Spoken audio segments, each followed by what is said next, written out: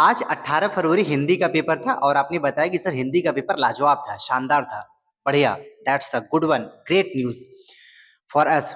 अगला paper English 20 फरवरी को है। उस दिन पेपर तो आप देने जाएंगे, लेकिन उस दिन मेरा भी पेपर है, उस दिन मेरा भी इम्तहान होगा कि आप जब पेपर आपके हाथ में आएगा, ऐसा कोई बच्चा नहीं होगा जिसको अगर मैंने एक दिन भी अगर पढ़ाया है वो एग्जाम हॉल में हमको याद ना करे। 20 फरवरी को एग्जाम हॉल में मैं आपको बहुत याद आने वाला हूँ।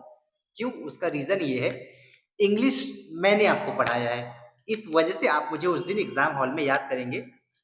पेपर में सारे क्वेश्चंस अगर मेरा पढ़ाया हुआ आया तब भी आप मुझे याद करेंगे।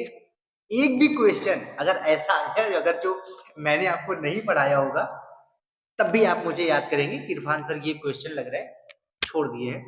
याद रहे, एग्जाम हॉल में किसी को याद नहीं करना है। इरफान सर हो या कोई बड़ा टीचर क्यों ना हो, किसी को याद नहीं करना है। मैं पहले भी, इससे पहले वाली वीडियो मैंने आपको बताया था, आपको पूरा फोकस अपने आप पे देना है। एक माइंडसेट से जाना है कि क्वेश्चन सारा मुझे आता है, इसी माइंडसेट से आपको जाना है। और ये जो हमारे पास कुछ घंटे बचे हैं, आज 18 है, 20 यानी परसों आपका इंग्लिश का पेपर है। इस 2 रात में आपको क्या करना है, इस वीडियो में यही बातचीत करने वाले हैं। मैंने आपको पहले भी बताया है, अब आपको कुछ नया ट्राई नहीं करना है। अभी तक आपने जो कुछ भी पढ़ रखा है, मैंने, अगर मैं ग्रामर की बात करूं तो grammar part A B C मैंने 3 पार्ट में डिवाइड किया था। पार्ट ए में ग्रामर के 4 topic, narration, transformation, syntax, synthesis, ये 4 रखा था। पार्ट बी में वोकैब के 5 पार्ट रखे थे और पार्ट सी में लेटर, एप्लीकेशन, आर्टिकल, ट्रांसलेशन ये ऐड किया था। पार्ट ए बी सी में जितना आपने पढ़ रखा है उतना ही आपको पढ़ना है, कुछ नया ट्राई मत करिएगा। लिटरेचर के लिए, प्रोज और सप्लीमेंट्री के लिए अब आपको सिर्फ एक काम करना है, सभी चैप्टर का अच्छे से, अगर आपने कोई क्वेश्चन आंसर का शॉर्ट बना रखा है, शॉर्ट नोट्स, आप वो पढ़ लीजिए। शॉर्ट नोट्स अगर आपके पास अवेलेबल नहीं है तो मैंने जो आपको समरी दे रखा है सभी चैप्टर्स का, बस एक बार आपको लास्ट टाइम में वो रिवाइज कर लेना है, एक बार उसको अच्छे से राइट डाउन कर लेना है। ये अंतिम 2 रातों में आपको करना है। बाकी आप कुछ स्ट्रेटजी आपको फॉलो करनी है, जो इससे पहले की वीडियो में मैंने आपको बताया था कि उसमें जो मेरा कंटेंट है, जो अभी आप 2 रातों में पढ़ने वाले हैं, ये कंटेंट, दूसरा राइटिंग स्किल, कंटेंट को एक्सप्रेस करने का मेथड, स्टाइल थोड़ा सा बोल्ड हो, स्टाइलिस्ट हो, देखने में थोड़ा सा इफेक्टिव हो, और राइटिंग स्किल और टाइम मैनेजमेंट कि उसी 3 घंटे 15 मिनट में हर क्वेश्चन के पीछे कितना मुझे टाइम देना है। इसके लिए आपको जो मैंने अभी 2 मॉडल पेपर अभी रिसेंटली मैंने आपको अपने यूट्यूब चैनल पर अपलोड किया है, ये दोनों मॉडल पेपर आपको देखना है। तो लास्ट 2 रात में आपको यही करना है कि आपके पास जो भी नोट्स है, जो भी कंटेंट है, अब मैं कोई कंटेंट आपको देने वाला नहीं हूं, ये एक छोटा सा वीडियो जिसमें आपको सिर्फ ये बताना था कि ये 2 रात, आज की रात, कल की रात तक या एग्जाम के पहले तक, 20 फरवरी के एग्जाम के पहले तक आपको क्या क्या काम करना है, क्या पढ़ना है। तो वही जो नोट्स आपके पास है, जो अभी तक मैंने आपको ऑफलाइन क्लास या ऑनलाइन तरीके से जो कुछ भी मैंने आपको कंटेंट दिया है, उसी कंटेंट को अच्छे से रिवाइज करना है। इतना अच्छे से रिवाइज करना है कि एग्जाम हॉल में कोई भी क्वेश्चन आ जाए, मैं इसी अपने कंटेंट से रिलेटेड उसका आंसर लिख लूं, भले ही वो क्वेश्चन एकदम हमारी समझ से परे हो।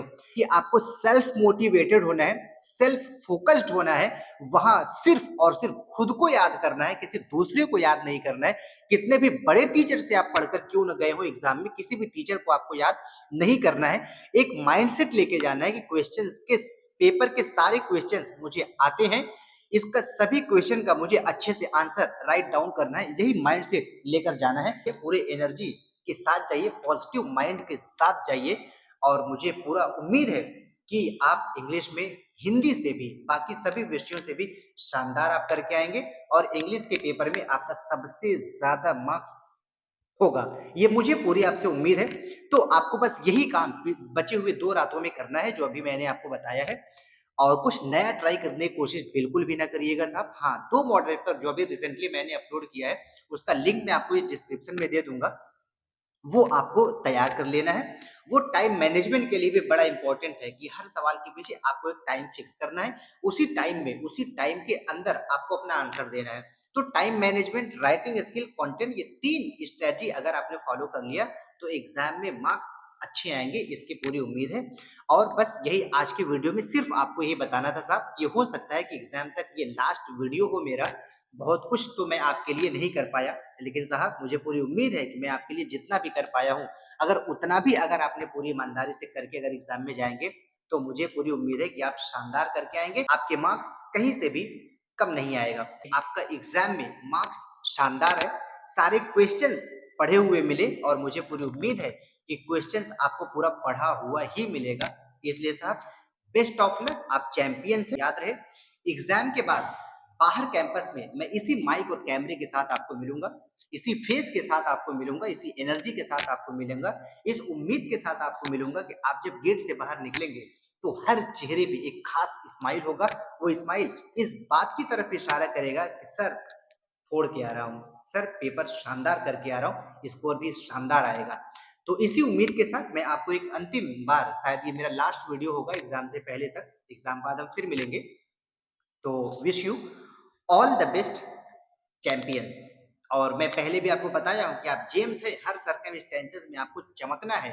ये भी बोर्ड एग्जाम एक सर्कमस्टेंस ही है और इसमें भी आपको डट कर सामना करना है, सारे क्वेश्चन का आंसर एकदम बेहतरीन तरीके से प्रेजेंट करना है, स्कोर खुद ब खुद ऑटोमेटिक बढ़िया आएगा।